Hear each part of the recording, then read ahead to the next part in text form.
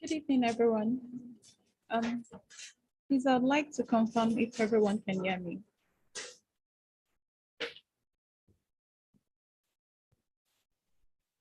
Okay, thank you very much. It's so good to see everyone after a long while for me. So once again, good evening, everyone. I am your moderator for today, Lillian Afobi, and welcome to another interesting and enlightening session on governance and corruption 1025. So as the norm, which I can see we're all doing, putting our name in the chat, in the comment section. And I would also plead with us to go on our various groups to notify our colleagues and that class has started. So we'll give another 4 minutes for more persons to join in, and then I introduce the facilitator for today. Thank you so much.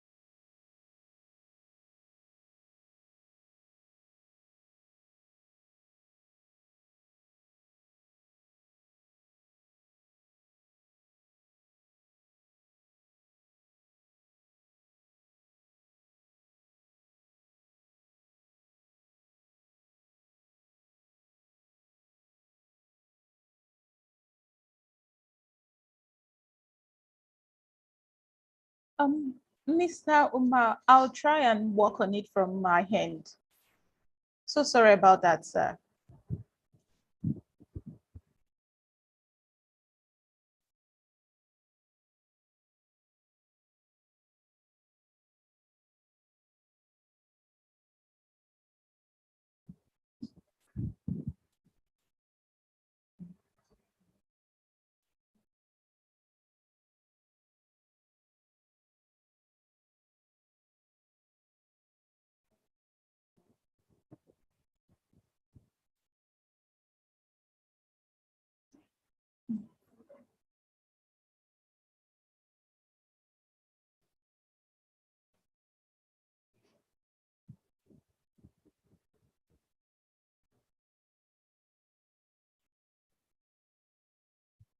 Okay, I can now unmute. Unmute. Can you hear me? Yes, I can. Yes, I can, sir. Okay, so I just joined.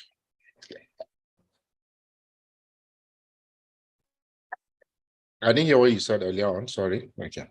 Yes, yes, I can hear you. I'm giving 2 more minutes for more persons to join in then. Okay. All right. Session. Thank you, sir. All right.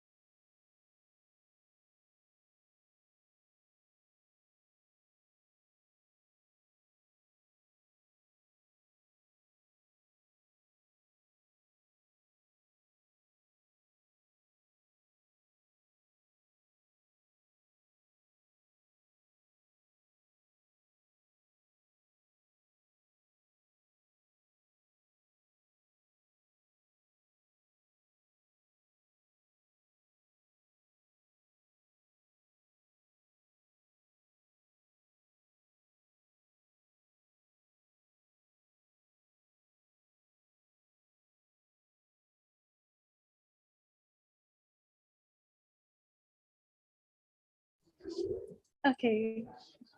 Once again, good evening, everyone, and welcome to today's session on governance and corruption. I am so excited about today's session because it's an issue that has bedeviled our country, Nigeria, especially the issue of corruption. And we have an expert here, not just to give us an in-depth insight on this topic, but also an opportunity for us to ask him like series of questions to gain further clarity on this issue or challenge that has bedeviled us and how we can address it as citizens.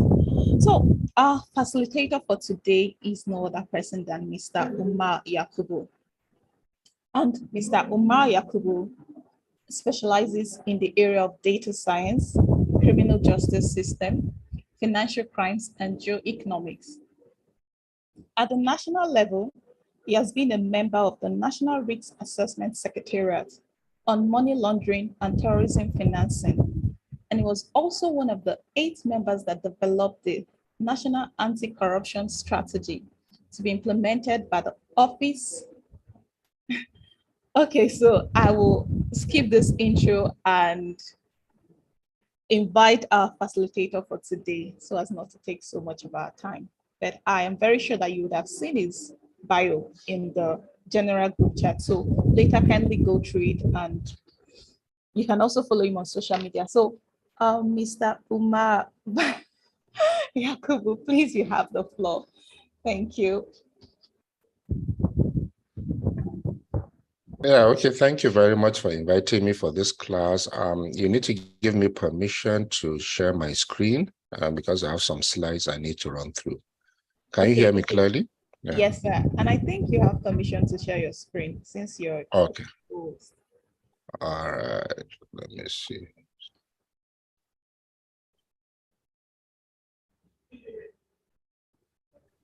Yes, I do.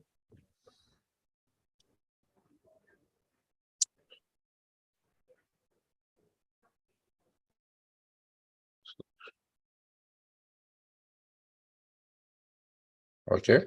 I guess you can all see my screen. Sir, yes, we can see your screen. Okay, thank you very much for inviting me to present this 30-minute class, I presume. My name is Umar Yakubu. I'm from the Center for Fiscal Transparency and Integrity Watch. And today, we are going to discuss governance and corruption. So first of all, I will tell us our corruption problems are well documented. We're aware of all the stories we hear every day. We open the newspapers, right from when we're young up to today. Every day you see issues about corruption, public sector corruption, private sector malpractices, and so many other things. So I'm not going to talk too much on that because, like I said, those things are well documented. But the purpose of this class today is to look at what is governance. Maybe when we understand what governance is and the dimensions of what good governance should be, then we can now look at what corruption is and how corruption impacts the third article there, which is the dimensions of good governance. Then we'll look at the current legal and institutional frameworks on corruption to combat them, then make recommendations, then conclusions.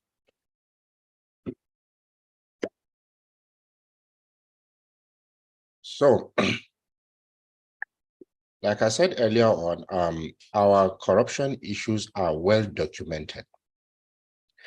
So right from when we're young, even before then, right from the First Republic, we heard that it collapsed because of corruption. Same with the Second Republic, same with the Third Republic. Whenever there's a military coup in Nigeria, if you listen to all the coup plotters, the first 2 or 3 things they talk about is about corruption. All of them when they come. This present government said they were going to fight corruption. The one before that, said they were going to fight corruption. Even the leaders we have now, or the politicians, aspirants that are on the ballot now, all of them are saying the same thing. They are going to combat corruption. But I believe they have not fully understood that there are several ways of combating corruption without really setting up ICPC, EFCC, and police and all of you, which is what we discuss in one or two of the slides today. But the truth is, every country has a corruption problem, every country, but it just depends on how each country decides to manage it, that they'll make progress. So, like I said in the objective, what is governance? We have to agree or accept what governance means. That is assuming that all of us on this platform or in this class or as a nation, that we have agreed that we want development. We want good healthcare, we want good education, we want good water, we want access to good roads, access to justice, everything, our rights. Let us assume we want all these things. So the UNDP, which is the United Nations Development Program, says governance comprises the mechanisms, processes, and institutions through which citizens and groups articulate their interests, exercise their legal rights, meet their obligations, and mediate their differences. So now what we're assuming that in the obligations that we want all these things. So, but to do this, you have to also understand that once you have these mechanisms, there's going to be a lot of interaction between the people, the structures, the laws, the systems to achieving these goals. So we have to all agree, first as a country, that we want governance, whether you're from the north or from the south or whatever, that these are basic things that every citizen of every country says they want. Even if in actual sense, some just say it, but they don't really want it. This is my view. So now to have these things, these are just, there are so many layers, so many themes, so many pillars of good governance. These are just designed because I feel these ones suit the Nigerian situation. So one, we have agreed we are running a democracy, and by God's grace, since 1999, we have had uninterrupted democracy.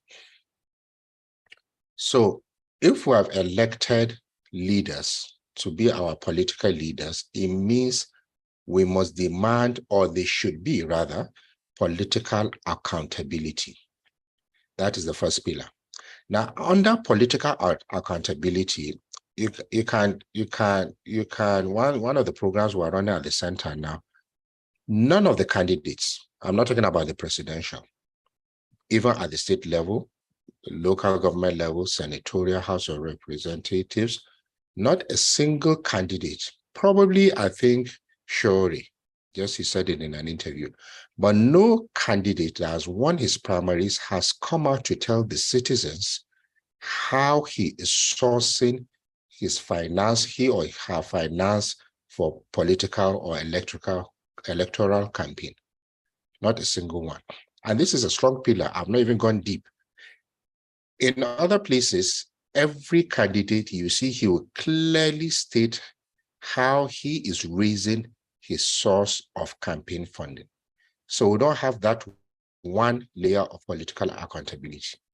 The second layer of political accountability we need is we have not really, you have to be accountable in the sense that you must have the capacity to deliver what you say you're going to do. You cannot come to the podium and say, I'm going to we are going to have good schools, good roads, and you are not held accountable. It's political accountability. You have to deliver those things you say. Even though the process is that is the people that will even tell you what they want. So if they put you there, you're like representing them. So as I go deeper, you look at now, the only way you can have these things is by first, you must even have credible elections. Luckily, I think there has been improvement from 1999 till date with the quality of our elections, and these ones look likely to be much more credible than the previous ones. And this is because of the introduction of technology. So, because of that, where we think we may have credible elections, but credible elections is a strong pillar for political accountability, because when you put the right person there, when the people put the person, they can demand to recall him when he doesn't deliver. We know we're not mature yet, but that is the process. The second one, which I had already jumped, was the transparency in party financing. Now, apart from the candidates' financing, has any of the political parties told us citizens how they are raising funds? Now, even if they do they have a website where they will publish this information on how they raise these funds? Not just in newspapers, even though I think they are not even in the newspapers. Now, when they do that, have they shown us, okay, where the sources are coming from? How many local sources, how many foreign sources, how many are from party members? Because all parties have members. What's the contribution of party members? Where is the money coming from? All these things. Then the last pillar here is asset declaration. This is something that has thoroughly failed in Nigeria. Yeah, public servants do not declare their assets. And even when they do, it is not open to the public. Nobody knows how much his governor earns today. It's only that when they are going into public office, they are not so good looking, a bit wretched, but by the time they are leaving office, they have all fattened up with so many houses, so many businesses, so many things that you know their income, their legal income ought not to have financed that lifestyle.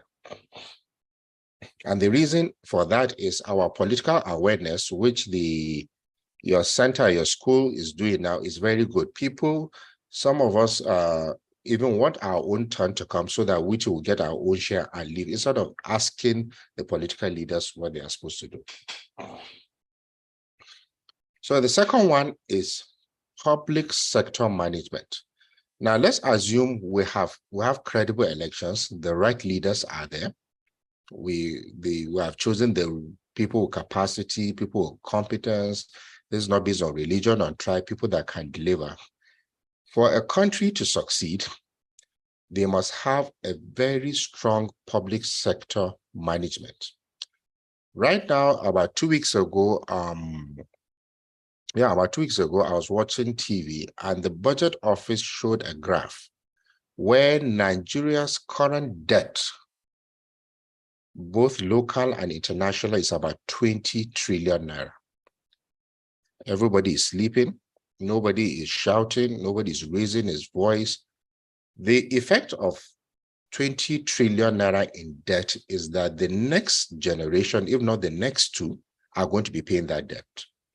Meanwhile, while the borrowing was going on, probably nobody was aware.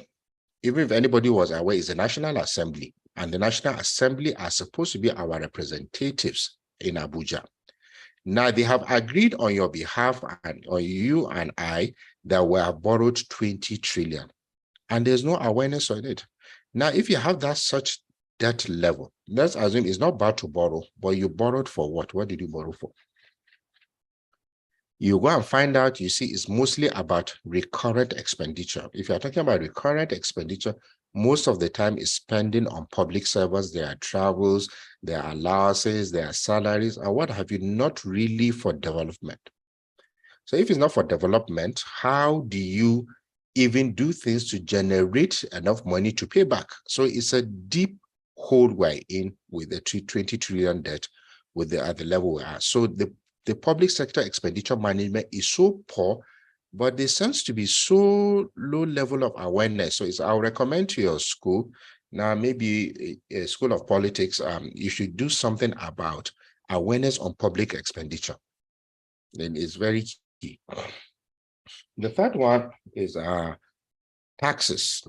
If you take money from citizens, ordinarily, citizens will want to see how their money is being spent. And actually, like in Europe, one of the ways that have combated corruption is to increase the tax level. Because when you increase somebody's tax, you find that there is no way he will agree to his money being taken by any public servant. He will just not agree because he has suffered for the money and he has paid tax on it, and somebody will just come and take it. It's not going to happen. So tax is actually a very good tool for combating corruption, but we can come to that much later. Then you can see some countries, if you pay, let's say in the UK, I have seen this, if you pay £100 tax, you will actually get a receipt at the end of the year what your tax was used for, exactly what it was used for. £30 for healthcare, £20 for education, £10 for water, this, that.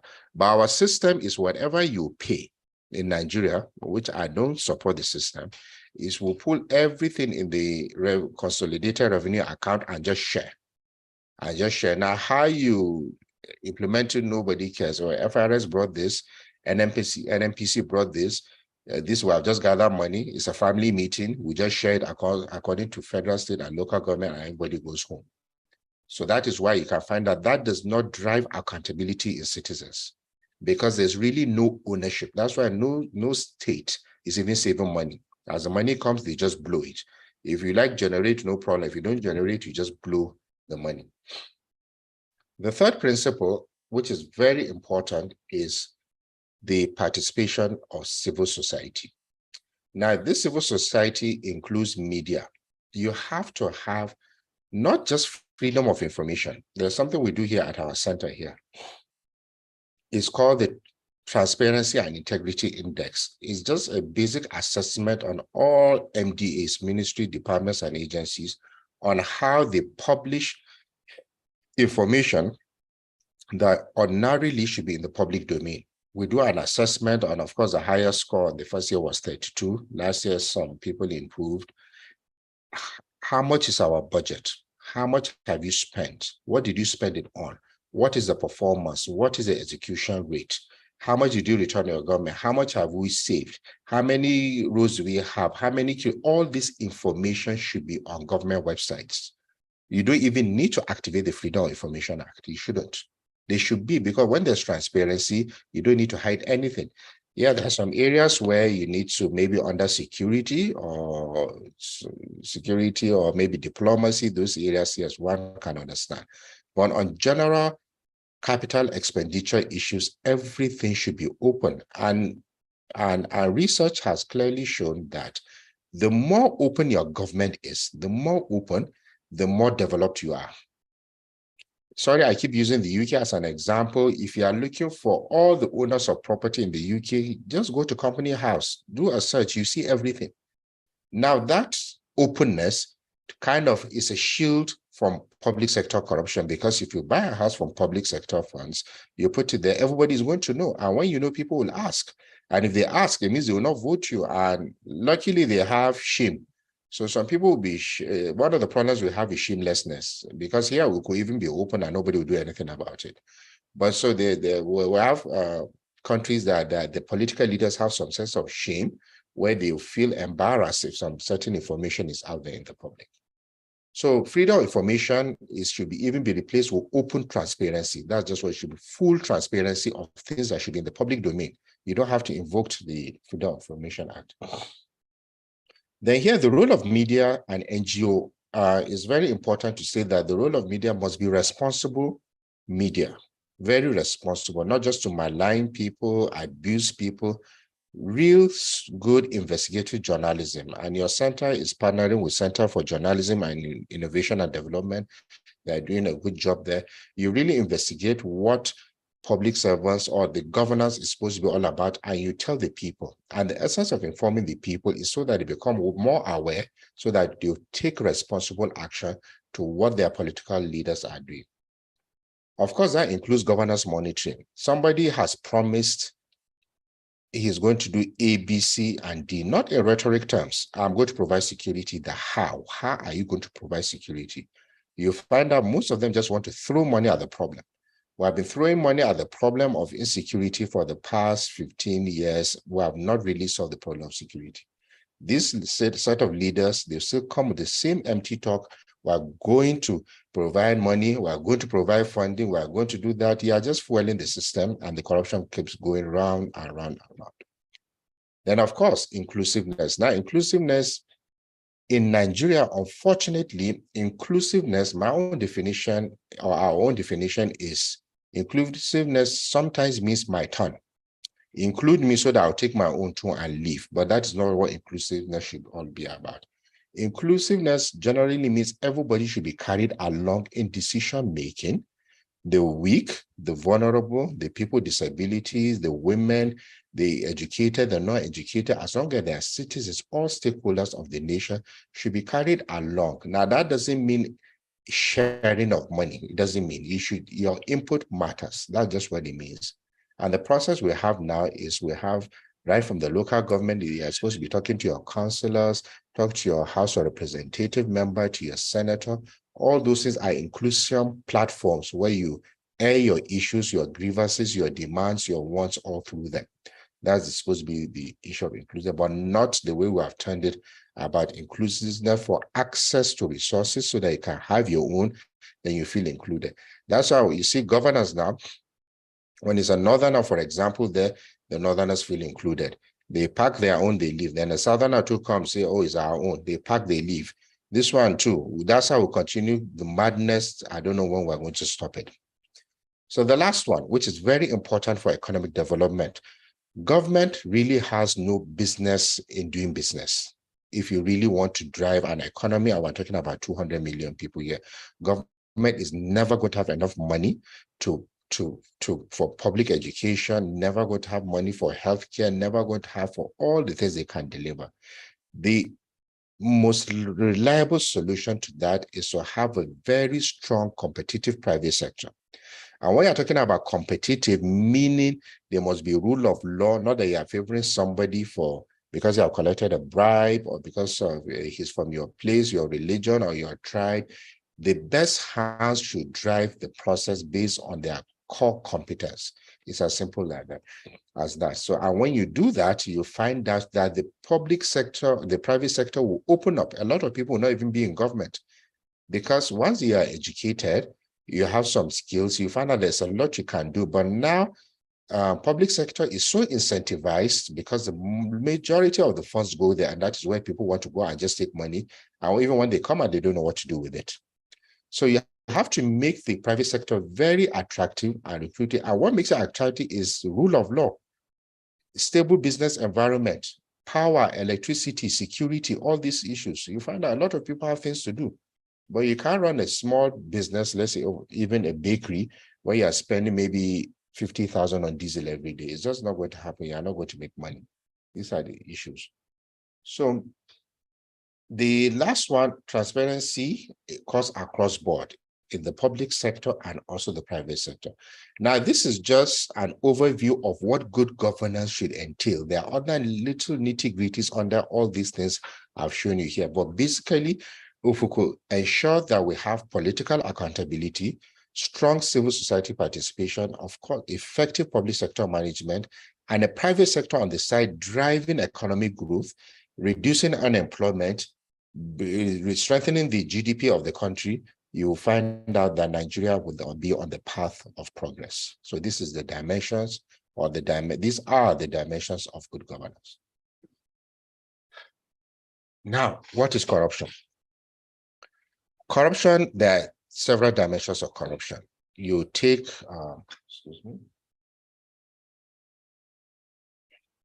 you employ somebody because he's related to you or he's from your village, is corruption. You take money to deliver a service that you cannot deliver, is corruption. You lie. You lie about certain things, your age. When you're looking for employment, you reduce your age. They are all forms of corruption. But basically, the corruption the whole world looks at now is the one related to the public sector, because that is where, like I would say, there's free money, that people want to go and take just free money from there and just work on. So the simplest definition of corruption is just the abuse of public office for private gain. That is the simplest. The World Bank has a definition, the IMF has a definition, the UNODC has, all of them have. But once you are entrusted with a public trust, you have been trusted to do certain things and you cannot perform it, is corruption. So if you elect a leader, even if he's validly elected, but he cannot deliver on that mandate, is an act of corruption. Because you don't have the capacity, but if somehow you just got there and you cannot deliver. I made a statement this morning that I live in Abuja. Look at all the fuel queues around Abuja. Not a single person has been penalized. Not a single person has even resigned. It's corruption. Because you don't have the capacity to ensure the flow of petroleum products, and you're just sitting down enjoying EC in your office is corruption. You cannot deliver. And you collect salary that you cannot execute. Using an analogy for those of us maybe that have cars, if you give your mechanic your car is bad and you give him 30,000 to fix something and he cannot fix it, you demand for your money back. Why don't we apply the same principle to governance? We should. We have elected you to ensure there is power. If you don't provide power, you give us our money back. It's not enough to even remove you. You give us our money back. So that's why I said there are several dimensions of looking at corruption, but let us stick to the basic World Bank definition of what is corruption, and that is just abuse or misuse of public trust or public office for private gain. That's just the simplest definition. Now, from all what I've said, how does corruption impact development? Development that I spoke about on this slide. Now, how does corruption impact this? Of course, it hinders economic growth. There's no way you can develop with a high level of public sector corruption and private sector as well. The economic growth, talking about your monetary policies will just be failing. Look at how dollar is just falling. There are several acts of corruption that I don't need to go deep into them. Your economic growth will be failing. Your exchange rate, your inflation rate, that's the economic growth. Your inflation rate, your exchange rate, your GDP, everything will be affected. On the economic development side, you won't have roads. We have been building Lagos-Ibadan Expressway, if I'm correct now, for almost 10 years or 15 years now. Abuja, Kano, how many years now? Everything, corruption, the price keeps inflating. You can't build road, you can't build water, you can hardly see anything on ground that you can touch to say, yes, this has been done. We have even reached the level where we're happy that even if they can still have the money and deliver, we'll clap for them. That is why now we clap for governors that pay salaries. A governor is receiving X amount of billions of naira, but when he just pays salary, we're happy because he cannot build road, and we're the ones that have made them like that.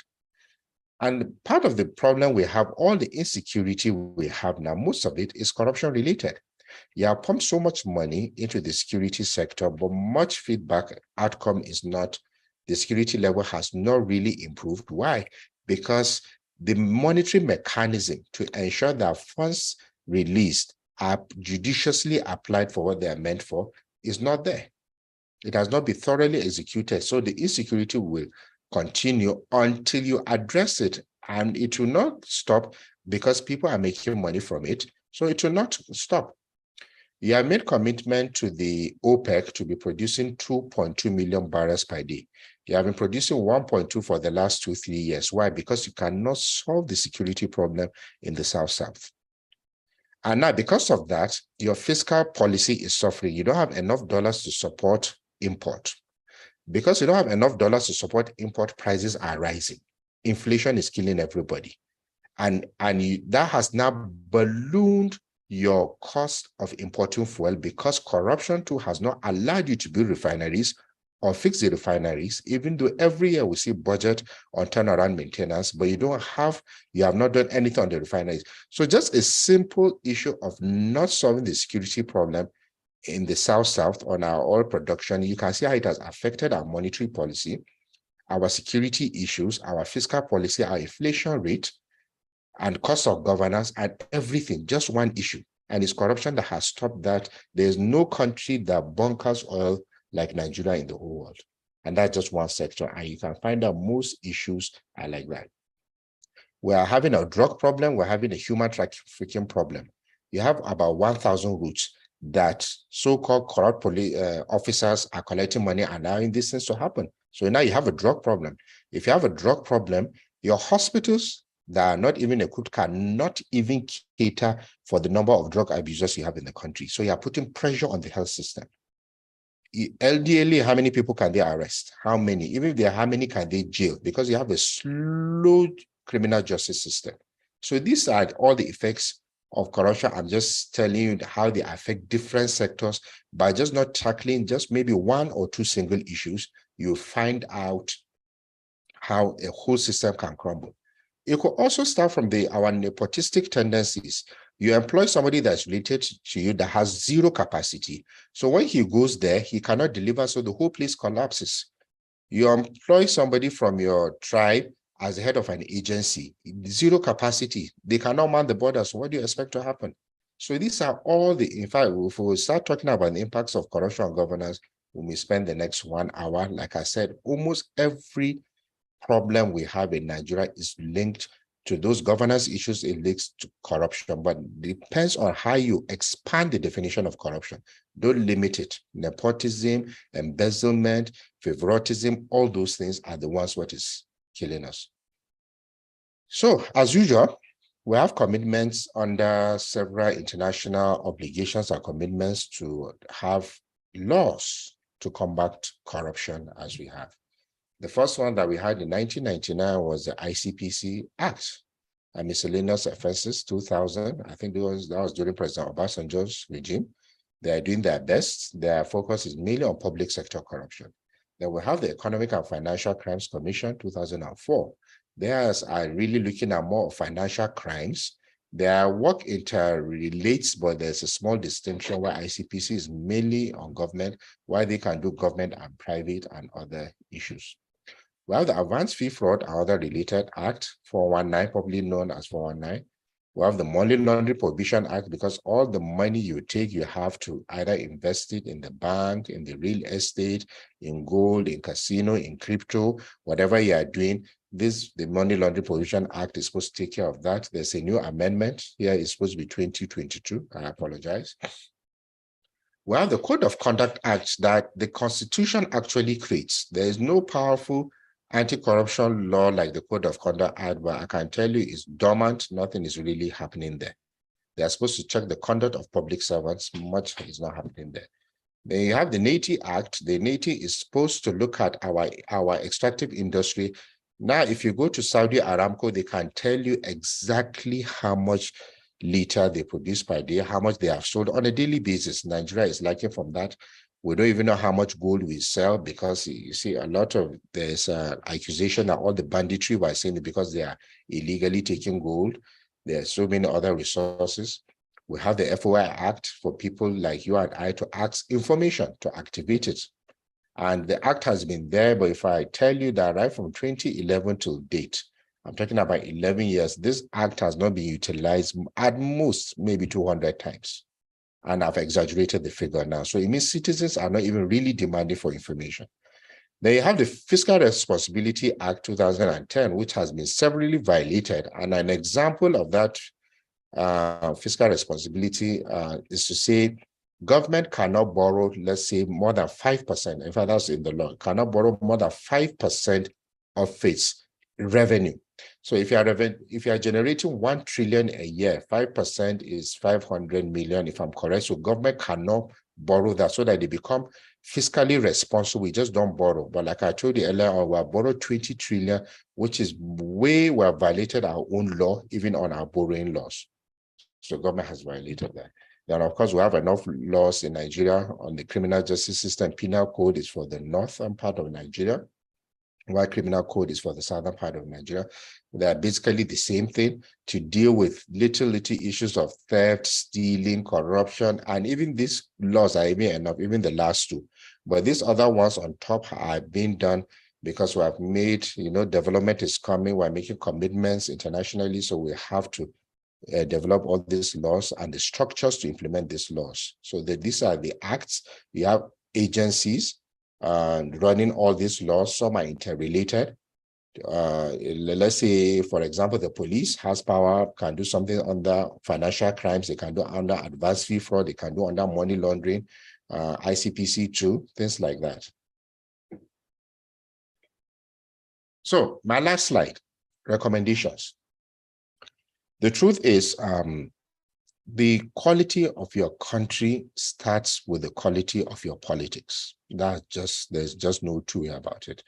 So that's why this point is just that if you don't fix the politics, you cannot fix the governance. And of course, if you don't fix your governance, your economy suffers. If your economy suffers, you cannot have development. That is a straight line jacket. And go and look at those that have strong democracies. Just during the week, a sitting prime minister did not wear seatbelt. A sitting prime minister, not retired. Come and see how the whole media hounded him. That's a traffic offense. Not wearing seatbelt is a traffic offense. You just pay fine. Now, look, think about the kind of offenses our public servants commit with the siren and not even the plethora of offenses they commit that are not even fileable, that are jailable. They are supposed to go to jail, but nothing really happens. And that starts from the quality of our politics.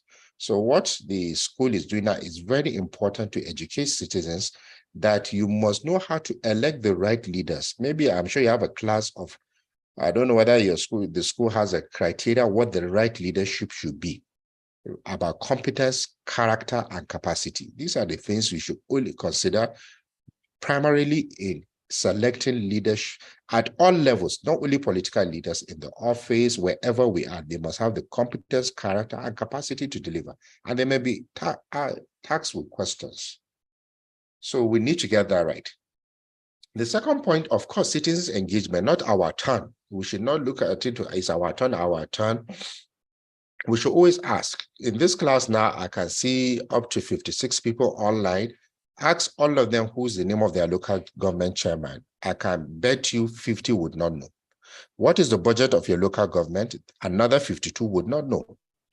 Okay, what was the budget implementation? I can almost tell you all would not know. So you see, at every level, it doesn't have to do at the federal level. At the state level, what is the budget of your state?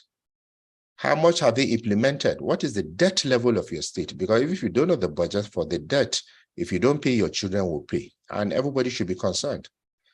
The third thing is collaboration. Collaboration between all the states and non-state actors to allow for more information, because the world is moving towards open source information. The more information that is out there that can be shared and coordinated, the more they can be responses. Now, if you hear, oh, governor is going to borrow 2 billion to build government house. My own government house, my own state, some years ago, they borrowed, I think, 9 billion to build the government house. For what, for God's sake? That's what they did. To build a government house, not a road, not a hospital, nothing. And there was a government house existing, and they have done it. And who is going to pay for that is my tax, you and I. And it's similar, forget about my state, it's similar across so many states, borrowing to fund luxury and recurrent expenditure. Then the second to the last one, of course, civil society have a strong role, not just to be shouting, to continue demanding. We should be looking for problems, put them on their toes to ensure that they do the right thing. We are here because if they do the right thing, we'll not even exist. So I will be happy not to exist. But civil society should continue to put pressure on all political leaders at all levels to do the right thing and make sure that they deliver those principles of good governance.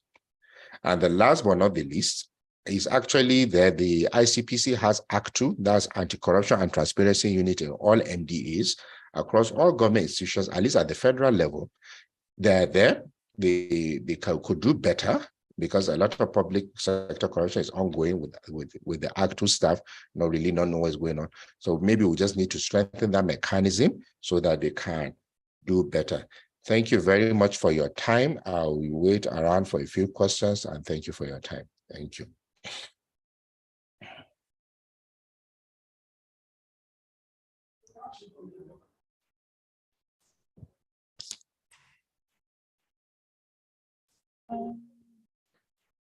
Can everyone hear me, please?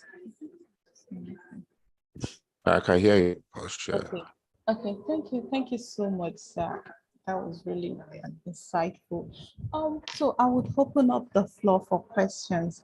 Please, if we have questions, you might either want to drop it in the comment section, or you might want to use the raise up icon to indicate, so can call you on to ask your question. Thank you so much, Mr. Omar Yakubu. That was really educative. Yes, I think I can see myself now. I couldn't see myself before.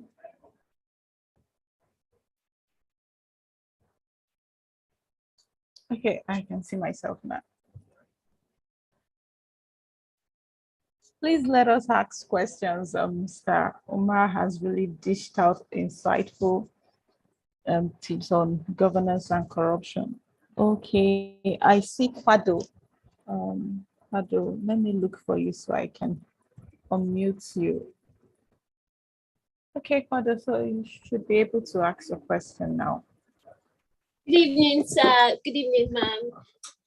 Good evening, everyone. And thank you very much for the class. It was really educating. So my question is, over the period of our lectures and learning and our classes, I think we've been taught that the roles of the three arms of government. So the legislative are those who make the laws, and the House of Rep, which is also part of the legislative, have to sign off on a budget before money is borrowed in Nigeria, and they are part of those who actually made those laws, right? So, and like you said, we are not supposed to borrow more than 5% of of our revenue. So if those who actually are supposed to make the laws are the ones who are the ones who are breaking the laws themselves. So it's like it's almost as if where is the future of Nigeria, where is the future of us, the citizens, if those who are supposed to like make the laws are still breaking the laws? I think it's becoming a case of do what I say and not what I do, something like that. I don't know. So I'm just not really confused, but it's more like, will I say why? Truly, I don't really understand my question itself, but it's more I'm perplexed. I think that's really like the word, because it makes no sense to me, basically. And that's all.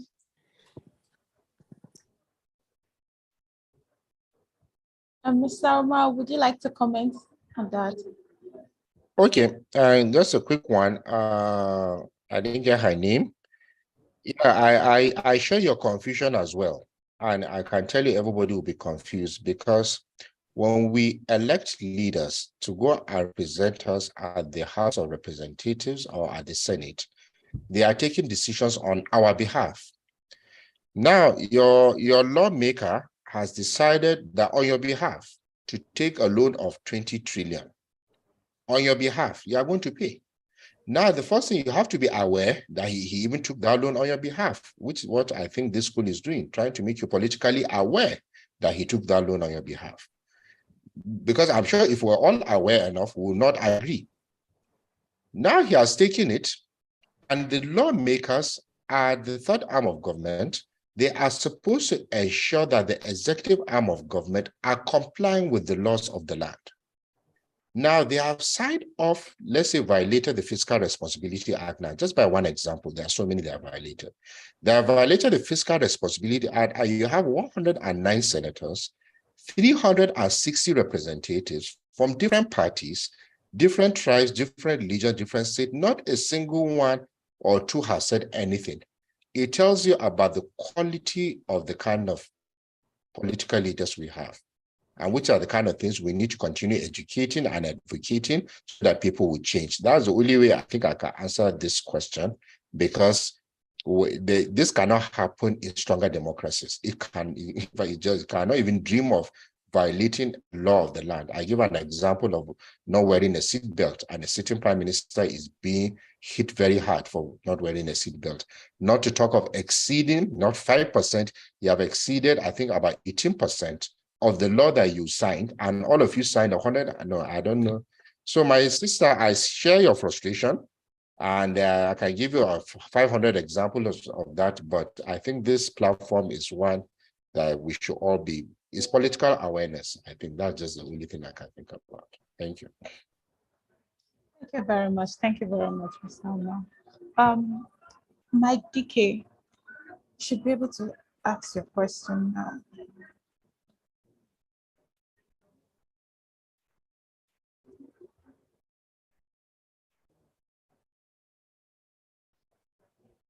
Okay. So I'll just quickly move to. Hello, good evening. Hello, good evening. Can you hear me? Yes, we can hear you. Yeah, I can hear you. Sorry. My name is Dr. Mike Dickey, and I want to first of all thank you for the enlightenment. And I have two or three fundamental questions on what we have shared today. I quite agree that the system, the question I want to ask, that today, despite the system being able to generate, or will I say, despite the system having the various anti-corruption agencies in our country today, with the way we are we truly fighting corruption? Number one. Number two, I remember there is something they call plea bargain. And this plea bargain is a situation where somebody will steal 10 naira. After a while, he will say, okay, he can return 2 naira, and they will forgive him. That kind of model, is it potent to reduce corruption? 3, I agree with you that despite all this, we can always continue to have corruption. And corruption is everywhere, depending how it's being managed. I agree with you. But I want to say that if you want to associate corruption historically, it is from the house, from the home of the father, the mother, and the children. And corruption has different perspectives, which goes into the value system. With our value system in our various families, my question is, are the current families in Africa or in Nigeria combating or reducing corruption from their house? Thank you.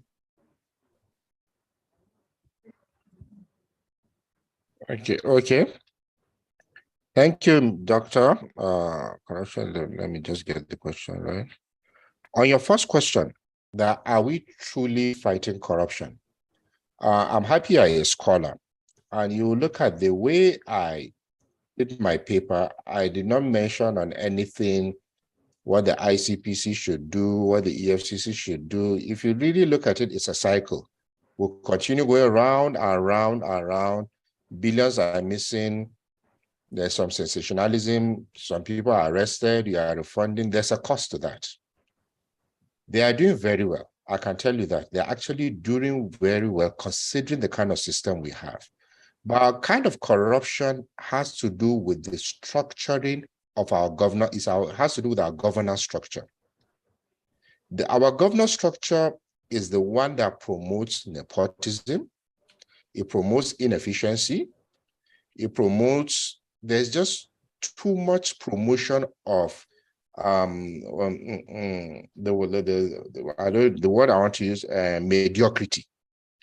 Now, how we elect our political leaders, that process is the #1 problem.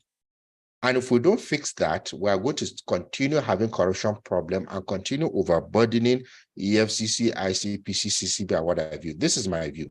Now, but when you have a structure where the political process, starting from how you elect your delegates, the party system, how you produce your candidates, I'm telling you, if we can get that, it will help the system.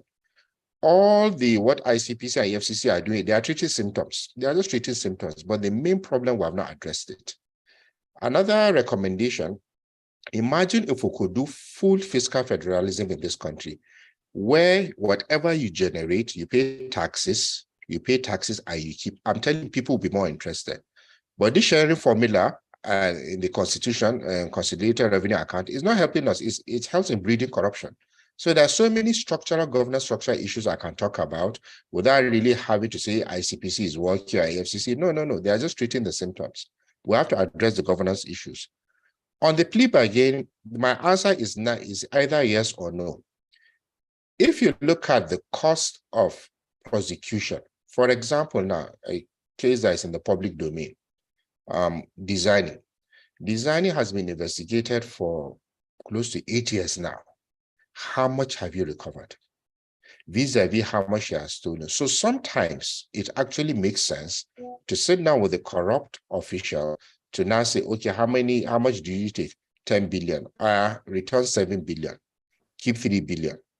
When you take your 3 billion, even the 3 billion, you must invest it in your village, or you must build a school, some mechanism.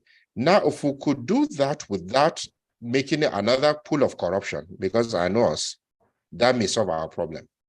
Now, all the issue of illicit financial flows will not happen. $50 billion leaves the continent every year. Now, imagine having $50 billion on the continent every year as extra funding. It will help. I think Professor Soludo once made this argument, and it kind of makes sense. And because of the corruption of the criminal justice system, I will not say the judiciary alone, within the criminal justice system, prosecution is extremely difficult and hard, especially when the onus of proof is on the prosecution. You have to prove. You have to prove. There are so many examples I can tell you now where corrupt acts were seen on video. But good lawyers on this platform will tell you how that cannot be evidence, and that person will not be prosecuted. So sometimes that's why I say my answer is neither yes or no, but that's my take on plea bargain. Of course, corruption starts from the home. Everything should start from the home. Nothing beats by imagination. I remember one time I saw a father and a son being taken to court for corruption. I was heartbroken. Why I was heartbroken is how can you, of all uselessness, is your son they are using to siphon public funds? How useless as a father can you be? And I've seen examples, all of you are aware, where a father and a son are conniving. You cannot even connive with an outsider. It's your own son you are spoiling. So just imagine the decadence in the society. So that's my view. So I agree with you on the third part. Thank you, Doctor. Thank you. Thank you so much, Mr. Omar. That was a detailed answer to his question. I see lots of hands, and I think I remember seeing about 2 questions in the chat box. Let me take one more and then go to the questions in the chat box. Abila, I think you should be able to ask your question now. And please, if you can, try and make it brief. Thank you. Okay. Good evening, sir. Thank you for your insightful presentation. Can you hear me? Yes, we can. Yes. So I can hear you clearly. Yeah.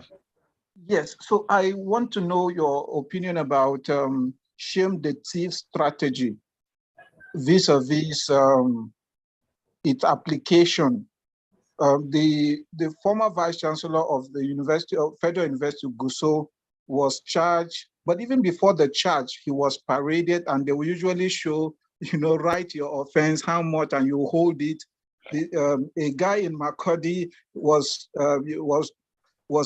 charged with fraud of 7 million. That was done, but the Accountant General, told, is it 89 billion?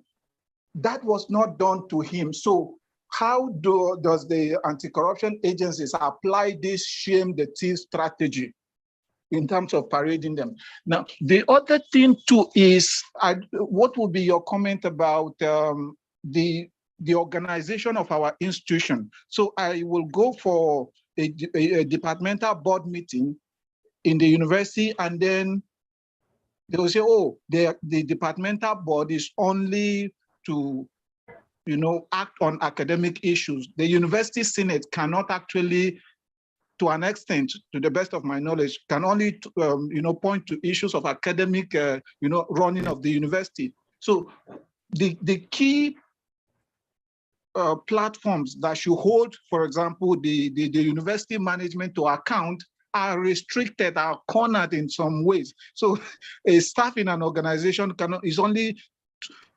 What is your comment about the organization of our own institutions with regards to how they actually aid in corrupt practices? And then should we also be looking at, instead of freedom of information bill, should that bill be actually, reviewed to be something like mandates these public agencies to publish their accounts? I don't know why a university will be collecting school fees, but will not be able to tell us how much they use that, at the end of the year. Thank you, sir. Okay. So quickly, about the naming and shaming, Yeah, law enforcement, and they usually when they arrest, they put that placard and shame you and the amount of the offenses. I can't really explain why some are shown while some are not shown. It's not like it's a standard practice that it must everybody they must do it. So honestly, that's the best way I can answer. But I agree with you to a large extent. Naming and shaming should work where people have shame. I've seen scenarios where somebody takes money, for example, and takes it to the mosque or to the church, and there will be celebration and thanksgiving, and they know the source of that income. So it's part of the problem. Or there was a governor that was being prosecuted. His village people came and said, this is our money. So like the other doctor said, we have to understand what dignity means, that there's some things that should not be accepted. And if we could name and shame these people, if we are actually not that shameless, it will help reducing it. The second issue has to do, if I get your question correctly, with the corporate governance structure of universities. I think that's what you're talking about. Now, corporate governance needs to be strong for the university to thrive. Where the VC or the head of agency is more powerful or there are limitations, it means the corporate governance structure is weak, and that needs to be addressed as well. And this brings us back to the fore to say that, you see, if your corporate governance structure is weak, let's say within a university system, there's bound to be corruption. So we need to address that. Yes, on the FOI, there's something we did at the Center for Fiscal Transparency. I'll drop the link before we go, where we actually assessed 544 MDAs, ministries, department, agency, including universities. I'll send you the link on the chat, and you check that universities have one of the lowest level of disclosure. They don't even disclose their income, how much they generate. So the mechanism we use, there's no time, and maybe Lisa will, I don't know when I can explain this, but it's just to check about information that should be in the public domain. So we check all those things and we rank them. And no university scored even 15 over 100 on transparency ranking and our own ranking. We did the second one last year. So I'll drop the link on this chat before I go. So, and I can tell you, the more transparent organizations and the country are, why they will not disclose it, because they know what they are doing. So part of the things we need to be doing as individuals is to ensure that they're disclosing all this information. Thank you.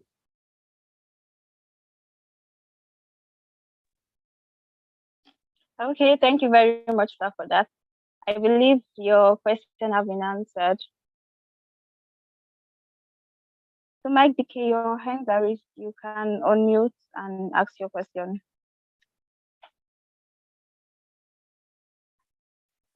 I've asked my question earlier.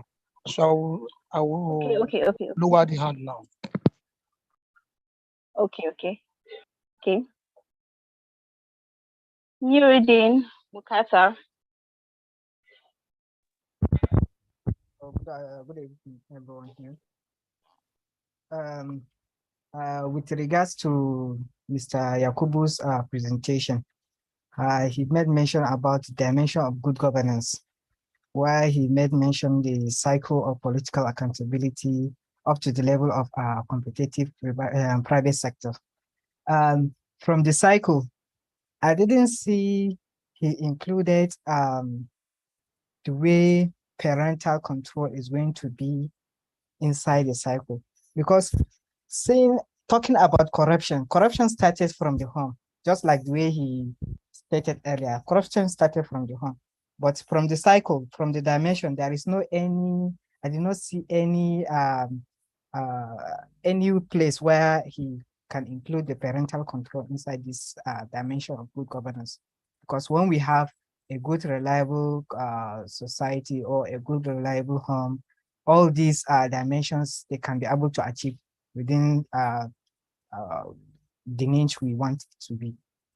Then my other question is, what can we do to take the fight against corruption to the grassroots and the youth in our society, like in Nigeria? Is that clear? Very clear, I heard you. Okay, thank you. Yeah. Okay, quickly, when I was presenting, I told you I gave up to 10 10 different definitions of corruption. And I give the example about even lying about your age as corruption, helping your son to pass exams as corruption, so many dimensions. But the purpose of this class, because when I was invited to present, I'm looking at public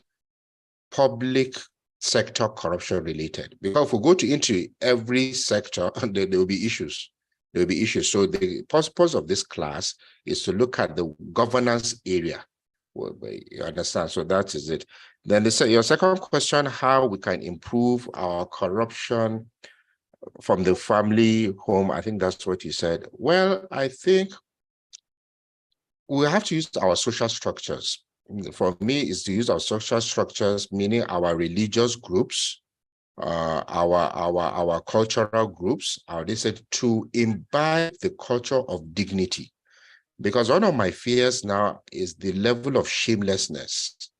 I'm over 40, way over 40. There are some things if you do 30 years ago, you know, even your father will look at you, the society will frown, but now we clap. So I'm worried about that.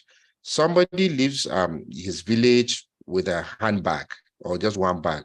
He goes to Abuja, gets a job in an oil-related agency, not company. I'm talking about the next thing he's building houses and you people are clapping. He's the highest donator to your church or your mosque and people are clapping. As long as that thing happens, we're incentivizing them. So that's just my own view.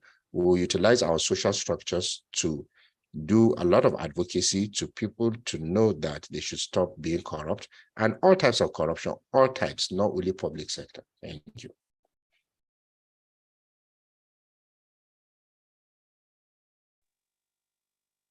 Okay, thank you very much, sir. I actually learned something very great from that lesson. If only everyone can put it in practice to learn how to stop any malpractice or anything that will lead to corruption, I believe we'll be in a very good society. Thank you very much, sir, for that. Do we have any more questions?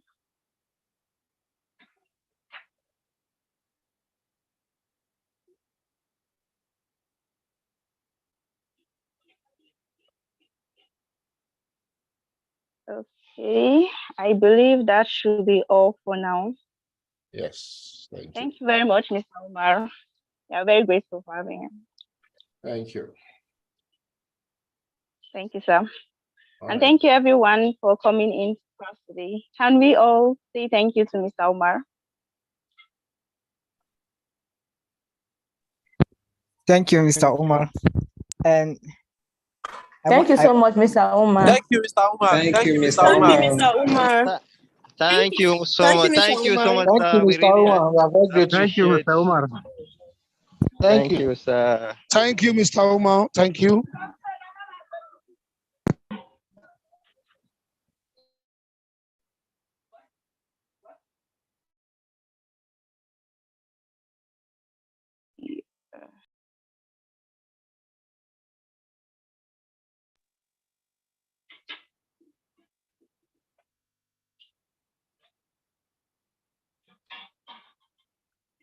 Hello, Lisa. Okay, hi, Chalia. Okay, the class is over, yeah? Thank you so much, sir. Thank you for giving us part of your busy schedule. We appreciate it. And thanks to everyone that attended. Don't forget to submit your assignments tomorrow by 8 p.m. And of course, graduation is next week for those who graduate with a certificate. So congratulations for coming this far. And I wish you the best for the 1 week left. All right, good evening, everyone. And enjoy the rest of your week.